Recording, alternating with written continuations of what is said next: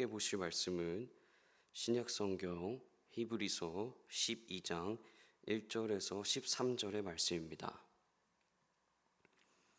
히브리서 12장 1절에서 13절의 말씀입니다. 함께 읽겠습니다. 시작.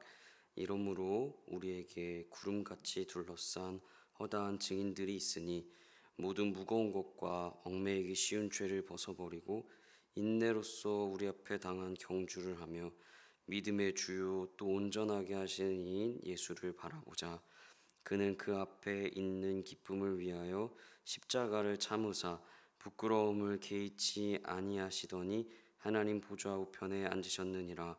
너희가 피곤하여 낙심하지 않기 위하여 죄인들이 이같이 자기에게 거역한 일을 참으신 일을 생각하라. 너희가 죄와 싸우되 아직 피 흘리기까지는 대항하지 아니하고 또 아들들에게 권하는 것 같이 너희에게 권면하신 말씀도 잊었도다. 일러스되 내 아들아 주의 징계하심을 경히 여기지 말며 그에게 꾸지람을 받을 때에 낙심하지 말라. 주께서 그 사랑하는 자를 징계하시고 그가 받아들이시는 아들마다 채찍질하심이라 하였으니 너희가 참음은 징계를 받기 위함이라. 하나님이 아들과 같이 너희를 대우하시나니 어찌 아버지가 징계하지 않는 아들이 있으리요. 징계는 다 받는 것이거늘 너희에게 없으면 사생자요 친아들이 아니니라. 또 우리 육신의 아버지가 우리를 징계하여도 공경하였거늘 하물며 모든 영의 아버지께 더욱 복종하며 살려 하지 않겠느냐. 그들은 잠시 자기의 뜻대로 우리를 징계하였거니와 오직 하나님은 우리의 유익을 위하여 그의 거룩하심에 참여하게 하시느니라. 무릇 징계가 당시에는 즐거워 보이지 않고 슬퍼 보이나 후에 그로 말미암아 연단받은 자들은 의와 평강의 열매를 맺느니라.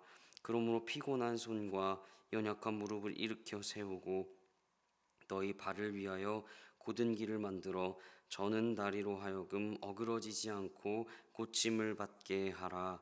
아멘. 주님의 말씀입니다. 히브리서는 믿음 때문에 박해받던 1세기 유대 그리스도인들을 향해 쓰여졌습니다. 그들의 삶 속에 아픔과 힘듦 그리고 어려움 때문에 믿음 때문에 감옥에 가고 믿음 때문에 신체적인 고통을 받고 그래서 배교를 고민하고 배교를 하려고 하는 사람, 이미 배교한 사람, 그리고 믿음의 사람들을 대상으로 히브리서가 계속 기록되어 있습니다. 그래서 히브리서가 이야기하는 중요하게 말하는 것, 굳건한 믿음을 지킬 것을 계속 호소합니다.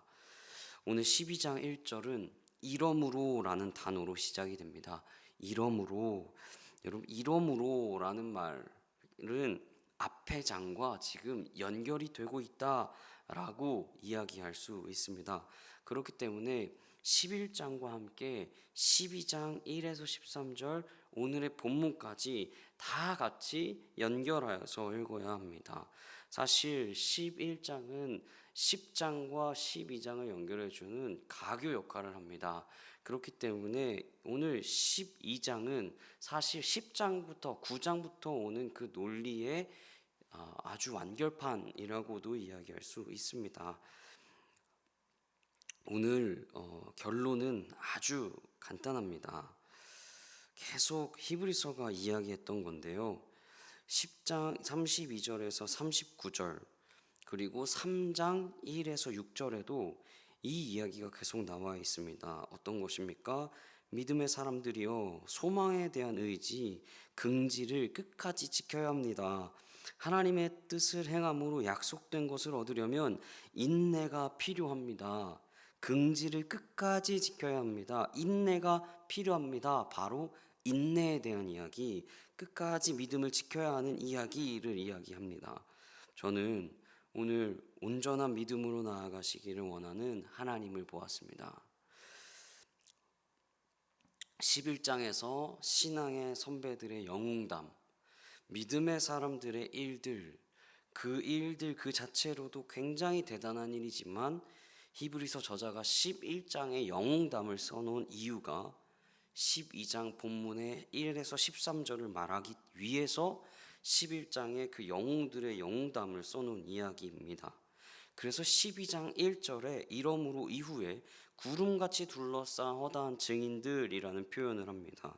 증인들이라고 하는 증인들은 앞서 11장에 이야기했던 많은 그 영웅담의 주인공들, 믿음의 사람들을 이야기합니다. 그 증인들이 하나님 앞에서 끝까지 충성했다. 그리고 그들이 믿음에서 믿음에 이르는 삶을 살았다. 끝까지 어떻게 이렇게 살 수 있었는가? 믿음에 이르는 삶을 어떻게 살 수 있었는가? 그래서 경주에 비유합니다. 이전에 우리가 큐티했던 내용이 있습니다. 10장 32절에서 39절에도 어떤 비유가 있었습니까? 경주에 대한 비유가 있었습니다. 왜 경주를 이야기합니까? 왜 경주에 비유할까요? 1세기 그리스 로마 시대로 가면 여러분 달리기는 낯선 운동이 아니었습니다.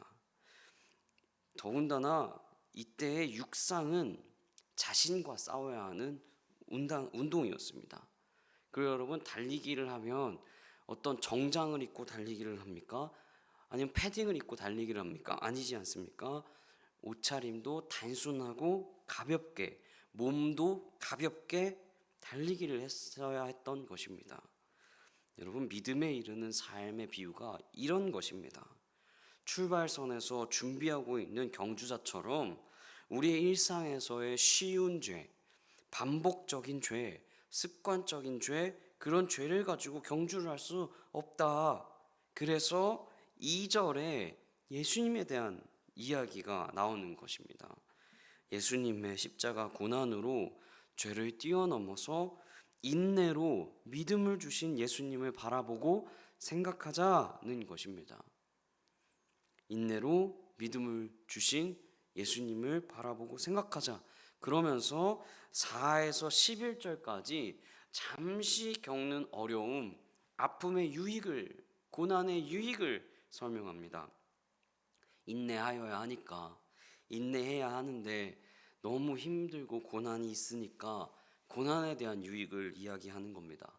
그래서 1절에서 3절까지 이야기했던 쉬운 죄와는 다른 어려움들, 그것을 4절부터 이야기하기 시작합니다. 어떤 어려움입니까? 피 흘리기까지 대항해야 하는 죄, 바로 사회적 정황을 이야기하고 있는 겁니다. 여러분 제가 앞서 이야기했습니다. 그리스도인이라서 겪는 아픔, 어려움, 힘듦, 유체적인 고난, 고통, 더 나아가서 피 흘리기까지라는 단어로 표현된 죽음으로 이르기까지 하는 어떤 그런 상황들까지 그 사회적 정황을 이야기합니다. 여러분 근데 이들에게 피 흘리기까지라는 이야기를 했을 때 어떤 사람이 떠올랐을까요? 10장에서 이야기했던 믿음의 선조들이 떠올랐을지도 모릅니다. 그 다음 예수님이 떠올랐을 것입니다. 히브리서 기자는 이미 그들이 힘들고 아팠던 것을 알았습니다. 고난당했다는 것도 알았고요. 어려웠다는 것도 알았고요. 옥중에 갇혔었다는 것도 알았습니다. 히브리서 기자는 그들에게 예고하는 것입니다. 더 힘들 수 있다. 더 아플 수 있다. 더 박해받을 수 있다. 히브리서 기자는 막연한 위로, 다 잘 될 거다, 다 해결될 거야, 이런 이야기가 아니라 힘들 수 있다, 더 아플 수 있다, 너희가 신자라서 더 많은 고난이 찾아올 거다. 그러나 고통을 피하는 것이 아니라 우리는 더 그것을 달게 받고 견뎌야 한다라는 이야기를 하고 있는 것입니다. 견뎌라, 견뎌라. 여러분 견디는 것이 위로와 격려입니까? 견디라고 하는 것이 격려인가요? 근데요 5절부터 9절까지의 관계를 보면 이것이 격려인 줄 알 수 있습니다. 견뎌라, 견뎌라 이야기하면서 어떤 상황에 비유합니까? 아버지와 아들에 대한 상황에 비교합니다. 여러분 이게 참 은혜인 것 같습니다. 그래서 7절에 이렇게 이야기합니다. 너희가 참음은 징계를 받기 위함이라. 하나님이 아들과 같이 너희를 대우하시나니 어찌 아버지가 징계하지 않는 아들이 있으리요. 여러분, 아들이 잘 되기 위해서 사랑에 매를 드는 아버지의 훈계처럼 들리는 것입니다. 여러분, 아버지와 아들은 어떤 관계에 있습니까? 아버지와 딸은 어떤 관계에 있나요? 기본적인 신뢰와 기본적인 사랑의 관계를 기본으로 합니다. 사랑의 관계가 기본적인 관계인 것입니다. 하나님 우리에게 지금 그것들을 이야기하고 있는 겁니다. 견뎌라. 내가 너희를 사랑하니까 내 예수를 보냈고 그가 믿음으로 인해서 그렇게 견뎠으니 너희도 견뎌라. 내가 너희를 너무 사랑한다.